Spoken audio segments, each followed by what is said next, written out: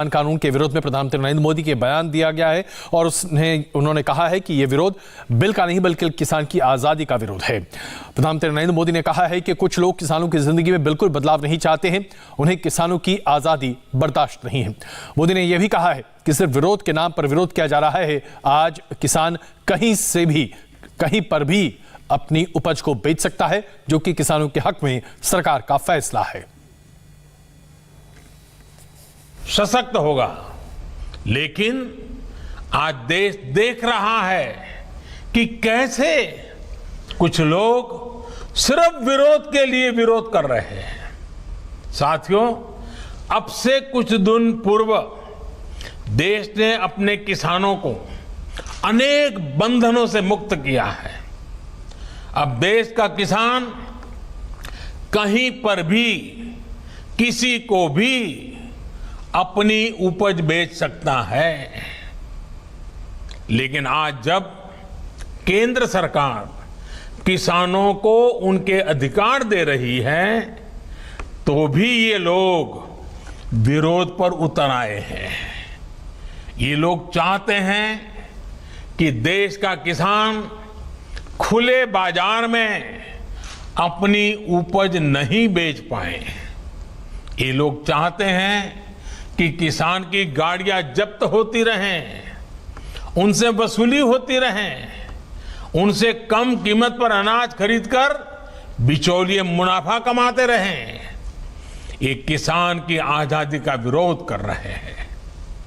जिन सामानों की, उपकरणों की किसान पूजा करता है, उन्हें आग लगाकर ये लोग अब किसानों को अपमानित कर रहे हैं। साथियों, बरसों तक ये लोग कहते रहे एमएसपी लागू करेंगे, एमएसपी लागू करेंगे, लेकिन किया नहीं। एमएसपी लागू करने का काम स्वामीनाथन कमीशन की इच्छा के अनुसार हमारी ही सरकार ने किया। आज ये लोग एमएसपी पर ही किसानों में भ्रम फैला रहे हैं। देश में एमएसपी भी रहेगी और किसानों को कहीं पर भी अपनी उपज बेचने की आजादी भी रहेगी। लेकिन ये आजादी कुछ लोग बर्दाश्त नहीं कर पा रहे हैं। इनकी काली कमाई का एक और जरिया समाप्त हो गया है, इसलिए इन्हें परेशानी है।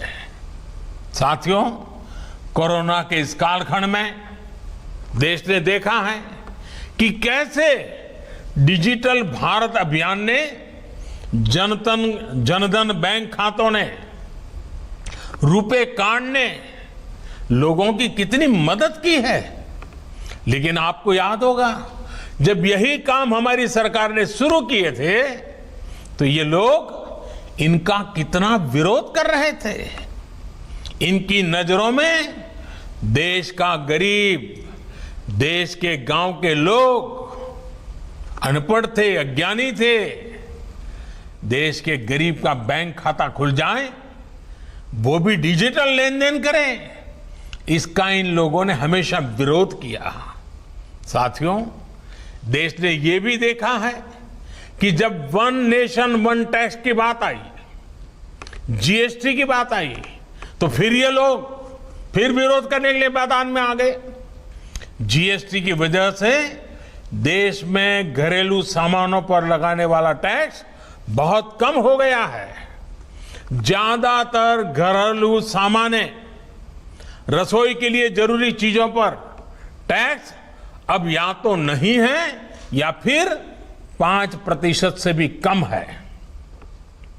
पहले इन्हीं चीजों पर ज्यादा टैक्स लगा करता था, लोगों को अपनी जेब से ज्यादा पैसे खर्च करने पड़ते थे। लेकिन आप देखिए, इन लोगों को जीएसटी से भी परेशानी, ये उसका मजाक उड़ाते हैं, उसका विरोध करते हैं।